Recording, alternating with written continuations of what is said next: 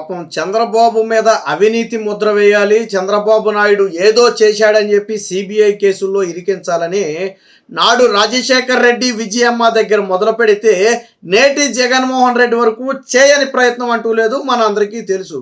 అయితే తాజాగా 20 ఏళ్ల నాటి ఒక కేసుకు సంబంధించి ఈరోజు తెలంగాణ హైకోర్టులో ఒక తీర్పు వచ్చింది. ఆ తీర్పుతో చంద్రబాబు నాయుడు నిప్పు, ఆయన తీసుకునే నిర్ణయాల్లో ఎటువంటి తప్పులు ఉండవని చెప్పి ఈరోజు మళ్ళీ 2 తెలుగు రాష్ట్రాలకు తెలిసి వచ్చినటువంటి పరిస్థితి.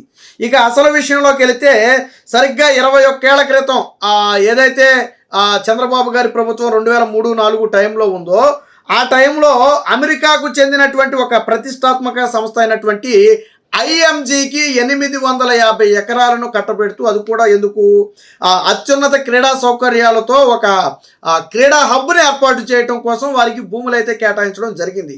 అయితే దాని ఎంఓయూలు అయితే కుదిరాయి, అంతా అయింది. బట్ వాళ్ళు పనులు ప్రారంభించక ముందే నాడు ప్రభుత్వం మారిపోయి రాజశేఖర్ రెడ్డి ప్రభుత్వం రావడం జరిగింది.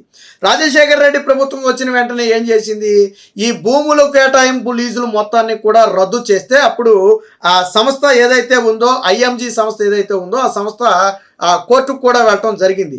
అయితే 2012లో రాజశేఖర్ రెడ్డి చనిపోయిన తర్వాత దీని మీద విచారణ చేయాలి, దీంట్లో అవకతవకలు జరిగాయి, దీన్ని సిబిఐకి ఇవ్వాలని చెప్పి విజయసాయి రెడ్డితో పాటు కొంతమంది ఒక న్యాయవాది ఎవరైతే శ్రీరంగరావు, అలాగే ఒక జర్నలిస్టు ఏబీకే ప్రసాద్, అంటే విజయసాయి రెడ్డి, ఏబీకే ప్రసాద్తో పాటు రంగరావులతో కూడి వీళ్ళు ముగ్గురు కలిసి హైకోర్టును ఆశ్రయించడం జరిగింది. విచిత్రం ఏంటంటే అంతకు ఏడాది ముందే పాల్వాయి గోవర్ధన్తో కలిసి విజయమ్మ కూడా దీని మీద ఏదైతే ఈ సంస్థకు కేటాయించిన భూములు ఉన్నాయో దాని మీద విచారణ చేయాలని చెప్పి కోర్టుకు వెళ్ళటం జరిగింది. అంటే విజయసాయి రెడ్డి కంటే ముందే విజయమ్మ ఒక ఏడాది ముందే కోర్టుకు వెళ్ళింది, ఇదే అంశం మీద వెళ్ళింది. ఇదే అంశం మీద వెళితే కోర్టు ఏం చేసిందంటే విజయమ్మ వెళ్ళినప్పుడు తలంటి పోసింది. అసలు మీరు వెనక్కి తీసుకుంటారా, మమ్మల్ని ఆదేశించమంటారా, ఆధారాలు లేకుండా కేవలం ఆరోపణల ఆధారంగా మీరు కేసును వేయటం ఎంతవరకు సమంజసం అని చెప్పి తలంటి పోసింది. హైకోర్టు తీర్పునే సుప్రీంకోర్టు కూడా సమర్థించి సుప్రీంకోర్టు కూడా ఆగ్రహం వ్యక్తం చేస్తే మీరు మా సమయాన్ని వృధా చేస్తున్నారని విజయమ్మ మీద, పాల్వాయి గోవర్ధన్ పిటిషన్ల మీద ఆగ్రహం వ్యక్తం చేస్తే వీళ్ళే గతి లేక వెనక్కి తీసుకున్నారు. తర్వాత ఇదే పిటిషన్ మీద విజయసాయి రెడ్డితో పాటు ఇందాక మనం చెప్పుకున్నట్టుగా ఒక జర్నలిస్టుతో పాటు ఒక న్యాయవాది, వీళ్ళు ముగ్గురు కలిసి మళ్ళీ పిటిషన్ వేశారు.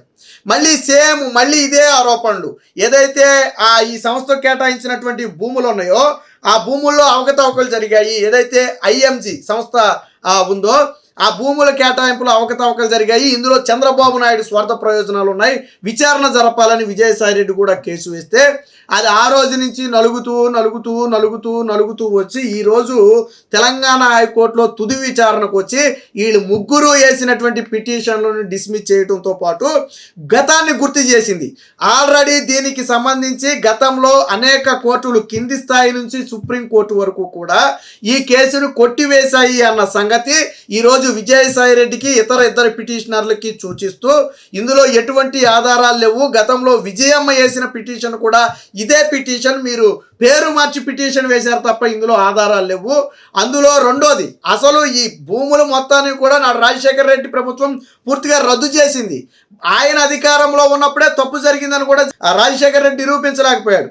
ఎప్పుడు ఆయన ముఖ్యమంత్రిగా ఉన్నప్పుడు భూములు అయితే రద్దు చేశాడు కానీ దాన్ని నిరూపించలేకపోయాడు. అదే విషయాన్ని ఈరోజు కోర్టు కూడా స్పష్టం చేసింది. ఈ భూములు ఇప్పుడు వాళ్ళ చేతుల్లో లేవు. ప్రస్తుతానికి రేవంత్ రెడ్డి ప్రభుత్వం దీని మీద అప్పు తెచ్చుకోవడానికి కూడా ప్రయత్నం చేస్తుంది అనుకోండి, అది వేరే విషయం. సో ఇందులో ఎటువంటి పనులు జరగలేదు. ఆ రోజు క్యాబినెట్ తీసుకున్నటువంటి నిర్ణయం అది. ఇందులో చంద్రబాబు గారికి లబ్ధి చేకూరింది అనటానికి ఇసుమెత్తు ఆధారం కూడా పిటిషనర్ల వద్ద లేదు. క్యాబినెట్ తీసుకున్న నిర్ణయం తప్ప ఎక్కడా కూడా ఆర్థికంగా రాష్ట్ర ఖజానాకి నష్టం జరగటం కానీ, లేదా రాష్ట్ర ఖజానాకు రావాల్సిన డబ్బులు వేరొక చోటకి మళ్ళటం కానీ ఎక్కడా జరగలేదు. జరిగింది అనటానికి ఆధారాలు కూడా లేవు. కాబట్టి అసలు ఆధారాలే లేని ఒక కేసుని సిబిఐకి ఇవ్వాలి అని అడగటం సహేతుకమైన నిర్ణయం కాదు. కాబట్టి మేము ఈ కేసుని డిస్మిస్ చేస్తున్నాం, దీనికి విచారణ అర్హత లేదు, ఇంతకాలం సమయం కూడా వృధా చేశారని చెప్పి స్పష్టంగా విజయసాయి రెడ్డిని ఎత్తిన తలంటి పోసి ఈ కేసును డిస్మిస్ చేయడం జరిగింది. అంటే 20 ఏళ్లుగా చంద్రబాబు నాయుడు అవినీతి చేశాడు అని నిరూపించాలని విశ్వ ప్రయత్నం చేసి రాజశేఖర్ రెడ్డి చేశాడు, విజయమ్మ చేసింది, ఇప్పుడు మనం మాట్లాడుకున్నట్టు విజయసాయి రెడ్డితో పాటు కొంతమంది థర్డ్ పార్టీ వ్యక్తులు కలిశారు. బట్ ఎవరూ కూడా చంద్రబాబు గారి అవినీతిని నిరూపించలేకపోయారు. అసలు ఏదైనా జరిగితే ఒకసారి కాకపోతే ఒకసారి దొరుకుద్ది. జగన్మోహన్ రెడ్డి అవినీతి చేస్తే దొరికింది కదా. అలాగే నిజంగా అవినీతి ఉంటే దొరుకుద్ది, లేని అవినీతి ఎంత పోతార్థం పెట్టి ఎతికితే మాత్రం ఎక్కడ దొరుకుద్ది? అరే చంద్రబాబు గారిని స్కిల్ డెవలప్మెంట్ కేసులో అరెస్టు చేస్తే ఆ మనీ ఎక్కడుందో చెప్పలేకపోయారు, ఎవరికి వెళ్ళిందో చెప్పలేకపోయారు. అంటే వీళ్ళు పెట్టాయన్నీ కూడా తప్పుడు కేసులు. నాడు జగన్మోహన్ రెడ్డి అధికారంలో ఉన్నాడు కాబట్టి రాష్ట్ర పోలీసులను ఉపయోగించుకున్నాడు. బట్ ఇలాంటివన్నీ సిబిఐకి ఇవ్వాలంటే కనీసం విచారణ అర్హత ఉండాలా, ఆధారాలు ఉండాలా. ఏమీ లేకుండా కోర్టులో వేసేసి మీరు సావండి అంటే కోర్టులేని తీసుకో వాటిని. ఈరోజు అదే జరిగింది. సిబిఐ దర్యాప్తుకును తెలంగాణ హైకోర్టులో విజయసాయి రెడ్డికి చొక్కెదురు. 2004లో చంద్రబాబు ప్రభుత్వ నిర్ణయంపై విచారణ చేసేందుకు కోర్టు నిరాకరణ. పాత అంశంపై కొత్తగా విచారణ అనుమతించలేం. దీనిపై ఇప్పటికీ అనేక తీర్పులు వచ్చాయి. వైఎస్ విజయలక్ష్మి పాల్వాయి గతంలో వేసిన వాద్యాలు ఆల్రెడీ డిస్మిస్ అయ్యాయి. ఆ కోర్టు నిర్ణయాలే శిరోధార్యం అని చెప్పి ఈరోజు తెలంగాణ హైకోర్టు చాలా స్పష్టంగా చెప్పడం జరిగింది. ఏమని? విజయసాయి రెడ్డి పాల్వాయి గోవర్ధన్ వేసినటువంటి పిటిషన్లు డిస్మిస్ అయ్యాయి. అలాగే కింది కోర్టులన్నీ కూడా ఆల్రెడీ కింది కోర్టుల్లో అనేక విచారణలు జరిగే వచ్చింది. కోర్టులన్నీ కూడా ఎక్కడా కూడా అవినీతి జరగలేదు, జరిగింది అనడానికి ఆధారాలు లేవని చెప్పారు. సో ఆ కోర్టు తీర్పులే ఇప్పుడు శిరోధార్యం. ఎందుకంటే అవి స్పష్టమైన విచారణ చేసి వేల పేజీల్లో చాలా స్పష్టంగా రాసింది. కేవలం ఆరోపణలే తప్ప ఆధారాలు లేవని వాళ్ళ తుది తీర్పులో చెప్పారు. ఇప్పుడు మాత్రం ఆధారాలు ఏమైనా ఉన్నాయంటే మీ దగ్గర ఇప్పుడు ఆధారాలు ఏం లేవు. కాకపోతే మళ్ళీ సాగదీసే కొద్ది కేసు ఆలస్యం అవుద్ది తప్ప విచారణ చేయించడానికి కానీ సిబిఐ దర్యాప్తుకి ఇవ్వడానికి కానీ సహేతుకమైన ఆధారాలు వీళ్ళ వద్ద లేవు. నాడు కేబినెట్ తీసుకున్న నిర్ణయం తప్ప ఇందులో చంద్రబాబుకి జరిగిన లబ్ధి కానీ, లేదా చంద్రబాబు అనుచరులకు జరిగిన లబ్ధి కానీ, లేదా సంస్థకు జరిగినటువంటి లబ్ధి కానీ ఏమీ లేదు. రాష్ట్ర ఖజానాకు ఎటువంటి నష్టం కలగలేదు. కాబట్టి ఈ కేసులో జోక్యం చేసుకునేందుకు మేమైతే నిరాకరిస్తున్నామని చెప్పి చాలా స్పష్టంగా కోర్టు అయితే చెప్పడం జరిగింది.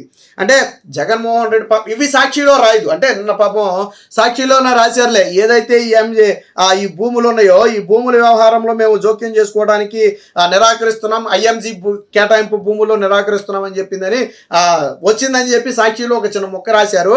బట్ అదే గాన విచారణకు ఆదేశిస్తున్నాం అంటే మాత్రం సాక్షి బ్యాన్ రైటం అయ్యేది. బట్ ఈ కేసుకు సంబంధించి ఇంత డెప్త్ రాయదు.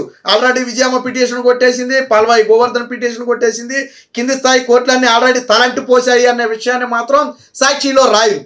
కేవలం ఇప్పుడు ఏదో కోర్టు కాదంది అని మాత్రమే ఒక ముక్క రాసి వదిలేస్తారు.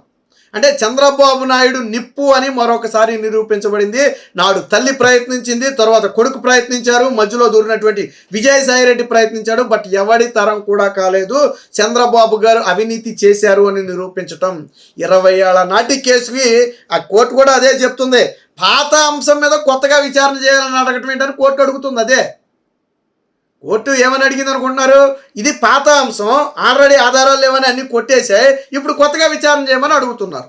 ఎలా చేస్తాం, ఎలా చేయమంటారు అని చెప్పి కోర్టు కూడా చాలా ఘాటుగా వ్యాఖ్యానించింది. మొత్తంగా జగన్మోహన్ రెడ్డికి అయితే ఇది ఒక అతిపెద్ద దెబ్బగా అయితే చెప్పుకోవచ్చు.